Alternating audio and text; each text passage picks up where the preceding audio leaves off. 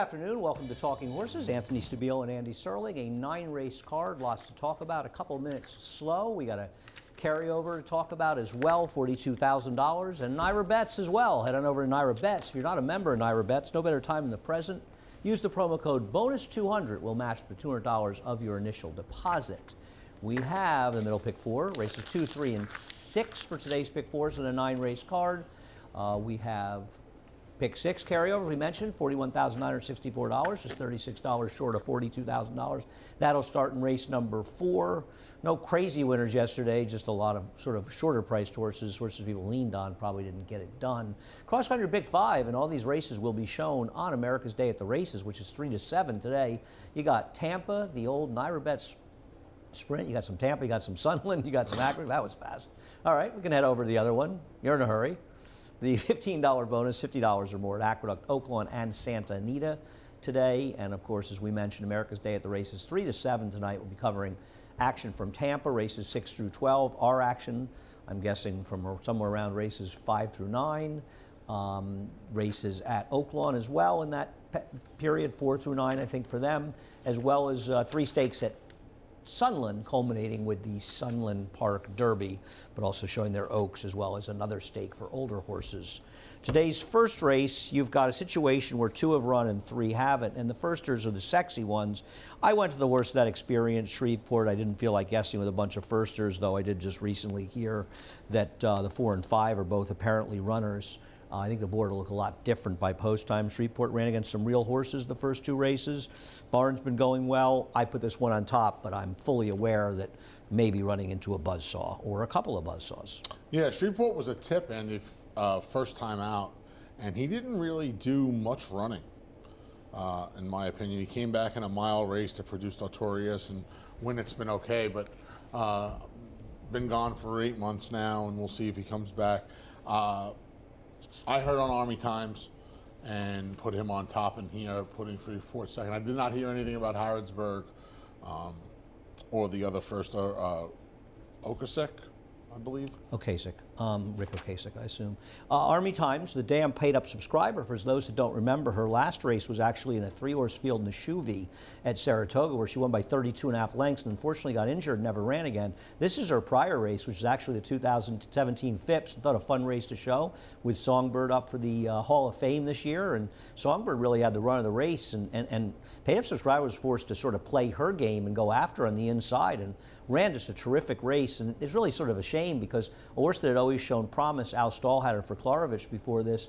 She was purchased at the November sales by Peter Brandt, switched to Chad Brown, and she ran some terrific races. A good horse. This is her second foal, the first one to race. And it's funny, you think of the Klarovich connection, the one's a half to favorable outcome, but also Beguine, who ran well recently. As far as Harrodsburg, the horse worked favorably with Rosa Veloce, and Rob Atras is a dangerous guy with first-time starters. So this does have the look of a pretty interesting opening race. Small field, but there's plenty of stories and pedigrees to go on. Race number 2, maybe not quite as strong a group in here. I think the horse to beat here is Just a Nyquist. We'll take a look at her breaking her maiden 3 races back. She's simply been over her head in the next 2 starts, or at least not just over her head, but running against better horse than these. I picked her second. I'll try to wire the field with Holiday Jazz, who does look to be the controlling speed. She goes off the claim for Ralph D'Alessandro, who doesn't have great numbers off the claim. I thought they were the right 2 horses in here. I just went for one at a slightly better price, but I have nothing against Just a Nyquist. Yeah, I went 4, 5, and 6 in here. I went 5, 6, 4. Holiday Jazz is supposed to be the speed. I don't know what happened last time. Captivating Cara was on a mission last time and had the inside draw over over Holiday Jazz. Captivating Cara came back to win off of the Atras claim. But this horse just didn't do any running last time. I don't know. I flipped the coin. You could have flipped the coin between New York Supreme and Just a Nyquist. For me, it was the cutback and the distance. Just a Nyquist, I think, is just a little bit better with a little more ground. I put New York Supreme on top. I could have put the 3 of them in a bingo drum. Holiday Jazz would have been my pick. I don't know what happened last time. Well, as far as Justin Nyquist, she showed at 6 furlongs that she runs just as well as she does at a mile. And as far as New York Supreme, she's a very difficult horse to ride. She has a very short run, and she's a horse that's extremely problematic and one I want absolutely no part of. I have her for third simply because I couldn't find anybody else. Race number 3 is a race where you have 3 or 4 of the horses actually coming out of the same race, and we'll take a look at a bit of them. We'll look at the half mile. I did want to show you the steady when More Than a Feeling will steady out in the inside. The problem with More Than a Feeling, though, is the same rider is riding, and I don't want to be too hard on this rider, but obviously he's in a little bit tough here, and I think it's more a situation of him than anybody else. Now listen, if he breaks cleanly, he's supposed to be, and I thought it was, you know, I think if he breaks cleanly, he can be the speed. I just don't really trust this guy, and I thought that Engineer Empire would benefit the most. I think Lucky Luke ran fine in here with a bit of a wide trip. The rail was the place to be, but Engineering Empire, I got the feeling that maybe Christophe Clement made sure this race goes by running for profit. I mean, he had to run a spot for him, making sure the race goes, and maybe of all of them, Engineer Empire, the one who was making his first start, would benefit it from the most. He's a very short price, but I thought he was the most logical. Everything you said. Yeah, I mean, I would imagine Manny's going to be aggressive coming out of there, too. I know it's only the 6th hole, but you still don't want to be caught too wide into that first turn, with the first turn coming up very quickly, going the 1 1/8 here. And yeah, I mean, the kid on the rail, it is what it is. They come in from out of town. He's supposed to just blast off from the inside. I mean, the other horses in here, they don't have a lot of speed. Want to win, showed speed once in his career, but I would imagine that Manny's going to be aggressive from the outside draw and take it to this kid along the inside. I mean, that was, and like you said, for profit, he's by Keen Ice out of a Twirling Candy Mare, so there's pedigree there, but debuting at 9 furlongs is a pretty curious move. Well, there's no pedigree to be a good racehorse. There's pedigree to handle the distance. Race number 4, and the decision in race number 4 is going to center around what you do with Truculent. We'll take a look at Truculent running third 2 back when Bingo John ran 4th, and I think if the connections went for a more high profile and more successful rider overall, that I think that Bingo John would be extremely interesting in here because he really didn't run significantly worse in this race than Truculent did, and he's going to be a much, much better price. I just have trouble taking this rider, to be honest with you, especially at 9 furlongs, but I also have trouble taking Truculent. He really was very disappointing in here, and you can say, well, he got kind of dueled to submission, but he got dueled to submission by Vintage Hollywood, who beat him. And the rail was good that day. Dust Devil's good, but he got a perfect trip to beat him. And last time out, he didn't run well in that race. It's not like the pace fell apart. The other speeds finished 1st, 3rd, and 2nd. And he just was terrible, and Charlie's dropping him, and he might win, but he's one I want no part of on top of this race. Coming out of races that he's had to go fast, for the level especially, he's had to go fast early. And I can't imagine. But the pace completely held together in his last race, so I don't think that argument holds He's not up. going to have to go that fast today to be able to control against Kumar? You don't think Kumar's going from the rail? When does he not go? I don't think Kumar's as fast as this horse. I think you're going to be surprised. I think it's very unlikely he clears Kumar. I'm not saying they're going to be blistering, but I thought his last race was a disaster, and at a short price, he's extremely suspect here. Listen, this is not a hill I'm going to die on. No, but I get think it. he's supposed to. I think Trevor's supposed to be aggressive enough to get around these horses and try and establish here. And I don't think he's going to have to go anywhere near as fast as he's had to in his recent races to do that. But it wasn't really a supersonic pace last time, considering how quick the track was. Keep in mind, that mile was 1:36 and 3. We're seeing a lot of 1:40 and higher miles. So I don't think we were dealing with a super slow track that day. And as I said, the speed won. The horse who was sitting third finished second, and the horse who was sitting second for much of the race finished third in here. So it's not like the race really fell apart. So I'm a little bit suspect of him in here. Listen, I get he can win. The obvious horse to take is probably Microscope. But you show the Microscope Royal Realm race from 2 back, and frankly, Microscope should have won this race. No, we don't have the video. That's right. I apologize for that. I knew that. Thank you. Regardless, sat a pocket trip, angled out. I bet him that day. He was awful in losing, even by a nose. Royal Realm ran the better race, being pressured the whole way. Goldini is kind of interesting. He basically pulled up in that race. In fact, he did pull up in that race. So something went wrong. And if you look at the race that Goldini ran first time for Rudy, it was back to at least his more respectable efforts. It wasn't a great effort, but the rail was very good that day. He was 3 to 4 wide around the track and chasing the pace. And he does have that one race, the 1 1/8. I guess it sticks out, but it's a 76 buyer that sticks out. And getting back to Rudy, he seems like he refound a little bit of his form, and I don't love him, but he's the best alternative I can come And up I with know here. I know Kumar actually beat him in neck last time, but I mean that field top to bottom is much better than what he's facing Well, today. Kumar was also on Yeah, the rail that day, yeah. and he was 4 wide, so it had a lot more to do with the race. You've had success with him in the past. I had a feeling you were going to pick him, and I just thought Truculent had a pace edge, so I put Truculent on top of you. He's the other horse you want in here, especially if that board, if David's line holds up, he's absolutely the horse you'd want to bet in here at 6 to 1. Race number 5, and race number 4, by the way, begins that pick 6. Carryover is $42,000. Race number 5 starts the late pick 5. Take a look at Suspended Campaign, the race that she did get into a little bit of trouble in the stretch. In fact, the DQ had a lot to do with the horse that finished first coming out and interfering with her. I just think she's running against much better horses, and I think she's just a better horse than the one she's running against today, and will be surprised if she's not the winner of this race. Yeah, she makes a lot of sense. For me, it was 2s and 4s. I'm going to stick with Run Devil, who George Weaver, Blair Golan, the whole team over there is going to keep striking while the iron's hot. The blinkers have seemed to help. She's raced herself into form off a 2.5-year layoff. I can't say enough good things about how she's gotten, how this filly's raced, this mare, I should say, has raced herself into form, and the barn's gotten her going good off a 2-year break. I'll ride her. She's become a little bit of a pet of mine. I thought it was 2s and 4s in here for me. She's going to be disappointed when she doesn't see Timed Out, Game Theory, and Duck Fat in the paddock in this race, and sees Suspended Campaign instead. I have her second because I don't like Dancing Sophia and didn't really see a lot else in the race. Dancing Sophia got a big figure last time. I am skeptical. I'm not going to be shocked when she comes back and runs another big race, but you're talking about a total outlier. Now listen, it was first off the claim, so maybe she just moved up extraordinarily she did move up extraordinarily for Right, Chris that's a Englehart. fact. There's no denying There's it. no denying She ran a that. very fast fig. Now, she beat absolutely nobody, save Grace, who came out of that race and finished 3rd, ran abysmally again in her next start.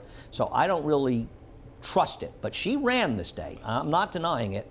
I kind of want to see it again. Chris Englehart, minimal stats. He's 0 for 8, second off the claim, off a win on dirt, for what it's worth, at Naira with 2 hitting the board. I don't think there were too many short prices in there, so she's probably an outlier. She runs her last race. She's a huge player, and she may well win this race. I want to see it again. She's a great example. If you look at her form and you look at the 3 starter 50 she ran in, and it's the same exact condition at the same distance, and those 3 fields couldn't have been more different. Right, it was a horrifically bad field, right. but she ran a fast race. She but did. It was a horrifically bad field. I couldn't agree more. It's the first 5. We'll come back with the late pick 4. For almost 150 years, the Saratoga name has been synonymous with the finest quality, sustainably sourced spring water available anywhere. Saratoga carries on the rich tradition of its forefathers by crafting each stunning blue glass bottle with the same attention to detail and care that has been its hallmark for generations. Visit SaratogaSpringwater.com today or ask for us by name at your local market or restaurant. Saratoga Spring Water. Make every day exquisite.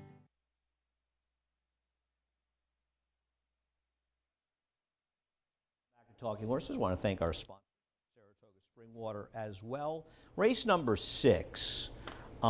This was a race that was significantly changed by scratches. Now, Reed Can is entered on Thursday, so it's no surprise he came out. Why the others came out, they were vet scratches, don't know the stories with them. But it took a lot of speed out of this race, and it really changed the complexion of the race. And the horse that gets helped the most by it is Airport. I don't think Airport ran that badly, was not in the rail last time, was involved in the pace. Thought ran fine, thought with the scratches, this horse was very, very logical. Yeah, I'm not a fan today. The scratches do obviously help him. I did not like the way he ran last time. And I don't like him on the rise, even though, like you said, the scratches certainly help his cause, and this is not the toughest 20 he's going to find. The way it plays out, Air Show, and I scratch into Air Show, I think Air Show is kind of one that benefits. I know that He's got to go to 6 in here. He's had success at 6 in the past. He kind of works the trip out now because he's supposed to be the one that is behind Airport. And I don't know if it's going to be enough, but I want the horse that's going to be the one that inherits Airport, and I think it's him. Thought he took advantage of a gold rail last time. Okay. I didn't like him here. We obviously have different opinions. Yeah. Flamingo Hawk is the dangerous horse in this race, and we'll take a look at that race at Saratoga. But that was for Saffie Joseph, and while he ran okay, coming back a month later, so not like running back on Saffie Joseph's in training, he came back. He came back and didn't run that badly behind Mexican Wonder Boy, who ran like a wildebeest that day. I don't even know how many times he's run since then. Who knows? He's dropping in for 20, but keep in mind, they only claimed him for 25. Right. So it's not as though they're dropping him off a cliff. And to me, he's the worst to beat in this race. As badly as he ran last time, No question I about just it. think He's the he's horse to beat. Yeah, you talk about trust up here. You can't trust him at all. no, but he's the worst to beat. I think there's two interesting horses here. There's FF Rocket, and a number of horses have come back and run quick figures out of that last race. Some haven't, but some have. And I think he makes a certain amount of sense in here. He doesn't have a lot of speed, but he's not that slow, and maybe they can get him a little more forward. I thought he had a chance.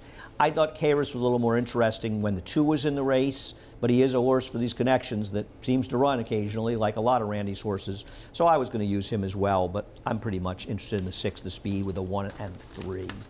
Race number 7. Let's take a look at the 2nd and 3rd place finishes by Victorious Wave and Midnight Worker. One thing that I thought was very clear from this race, and I loved Victorious Wave in here. I remember being annoyed he ran 2nd, but then I watched the race a couple times and I thought, he didn't do any running in here. He had an absolutely perfect trip. They were moving up front. The race fell apart, and he only got 2nd because the other horse blew by him and he clunked up. To me, Midnight Worker did all the dirty work, at least relative to him in there. I thought Midnight Worker ran much, much more in that race. I think he's very, very dangerous. I picked him 2nd, but I think Midnight Worker, of those 2 horses, is the one that I want. You disagree.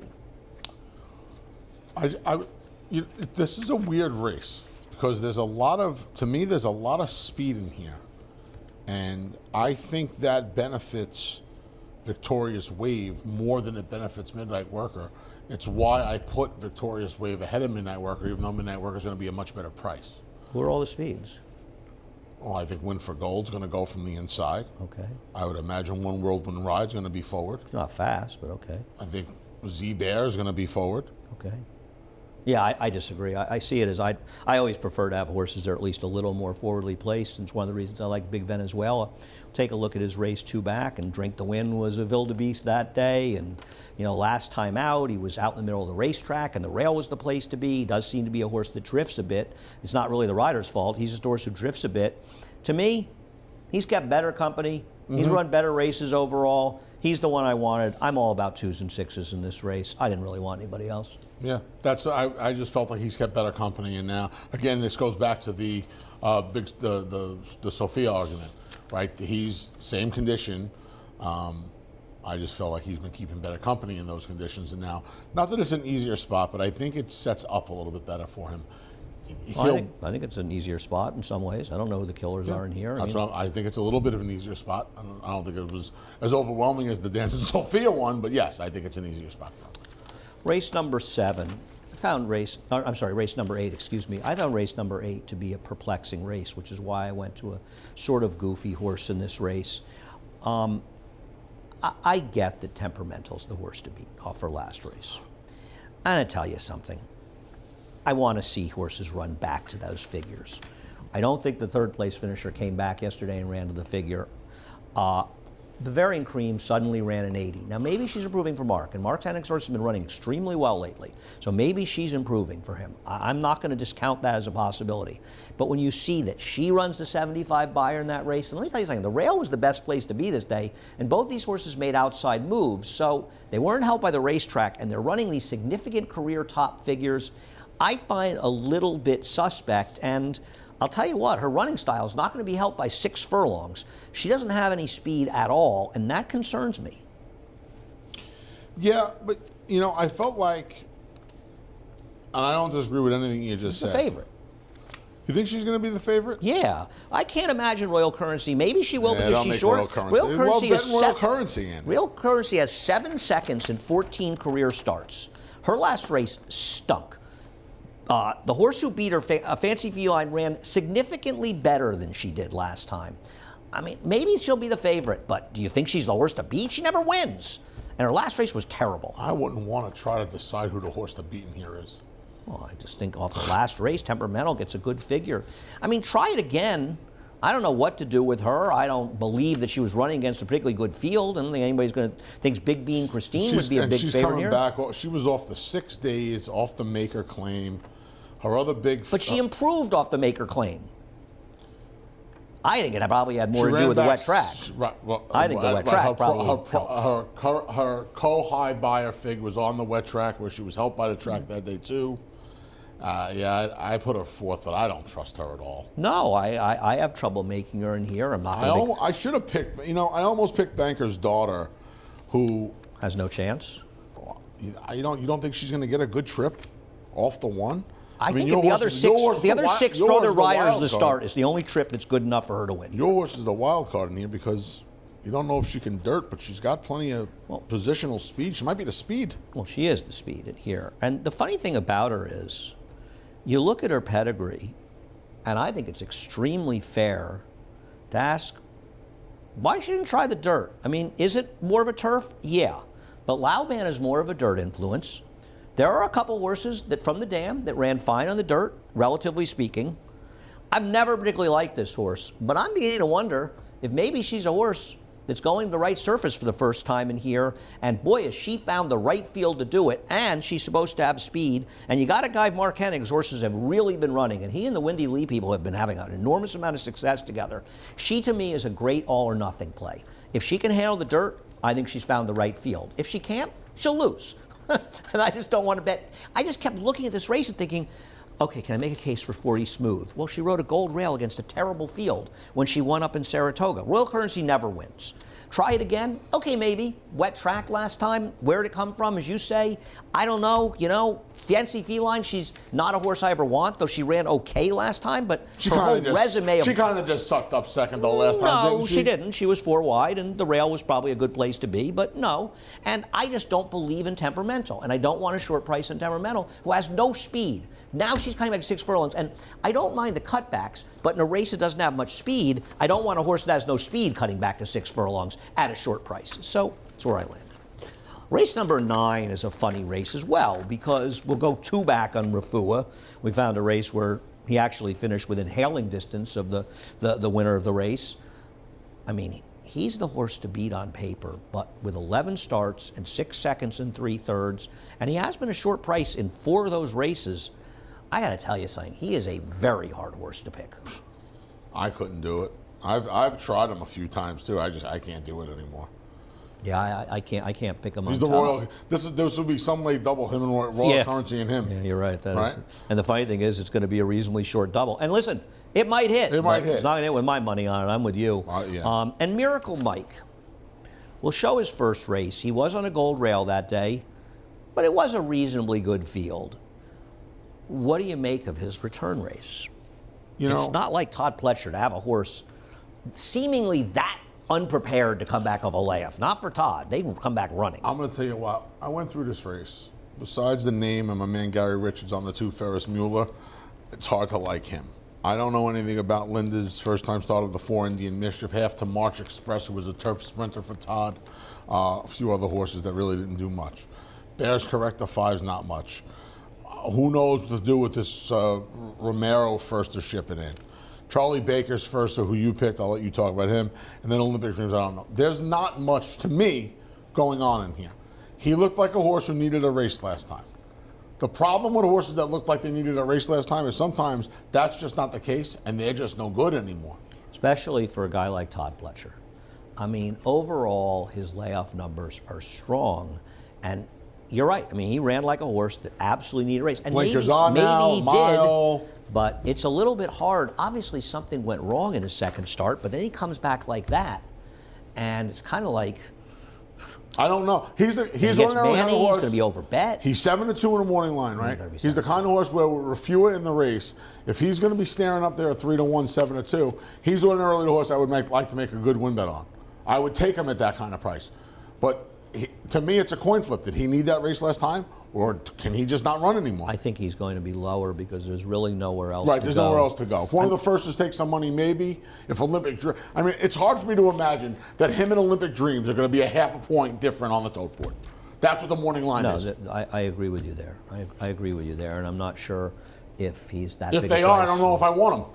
As far as unaffected, we've seen Rafael Romero win with some pretty goofy horses. Now, there are some of them are horses that would have been with Juan Vasquez in the past. He won with that crazy horse that not only won, but ran an unbelievable race to win here last week in a sprint, who looked like a turf horse. I don't know.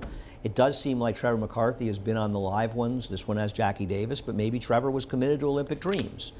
As far as Squid Gamer, do I really like him? No, I don't. But he did take a little money in that race. I mean, don't forget, Spirit of St. Louis was a first-time star of Peter Brandt, and he still paid like $8 or something. 8 and change, yeah. Yeah, so it's not like he was that short.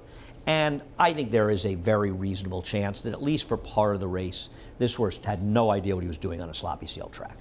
So now you get a fast arrow track. It's Charlie Baker. I looked at this race and went, like you, I'm not picking Refuah on top. I thought about picking Miracle Mike, but I thought picking Miracle Mike is a cop-out at a shortish price. I've got him second. I'm not going to be at all surprised when he wins. I totally get it. I think Linda's horse is dangerous. I don't think how you can ignore. Linda's had very good success with maidens going a mile first time out. It is all turf, so maybe she's prepping for the turf. Yeah.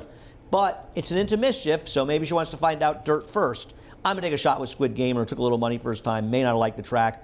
Once again, he may not be able to run either. But the difference between he and the one is he's going to be 3 times the price. So when I lose, I'll feel like I could have won more. I mean, it's probably going to lose with either one of them. This is a very hard race. I'm not going to be surprised when Refuah wins. And I don't think you are either. No, absolutely not. He's just not a horse either one of us wants to pick. You need to pick Naira Bets. Head on over to Naira Bets. If you're not a member of Naira Bets, no better time than the present. Use the promo code BONUS200. We will match the $200 of your initial deposit. Head on over to NairaBets.com, and we will match. Middle pick 4. Races 2, 3, and 6 for the pick 4s today. We have pick 6 carryover, $42,000 or $41,964 in the pick 6. Cross country pick 5, which involves 2 at Tampa, including the very, very prestigious Naira Bet Sprint Stakes. You've also got the Sunland Park Oaks, Sunland Park Derby, and you've got race number 8 from here. All of these will be on America's Day at the Races. $15 bonus. Bet 50 or more at Aqueduct, Oaklawn, and Santa Anita, and we will give you back $15 win, lose, or draw. And America's Day at the Races, a 4-hour show on FS1 today, 3 to 7. Feel free to tune in. A lot of action. We've got people all over the globe. Michelle Yu is at Sunland. Acacia Courtney is at Tampa Bay. Paul LaDuca, of course, at Oaklawn. You're stuck with Greg, Mig, and I here holding down the fort at the Big A. Have a great day. Chris Griffin up next. Reprise, Scratches and Changes. For almost 150 years, the Saratoga name has been synonymous with the finest quality, sustainably sourced spring water available anywhere. Saratoga carries on the rich tradition of its forefathers by crafting each stunning blue glass bottle with the same attention to detail and care that has been its hallmark for generations. Visit Saratoga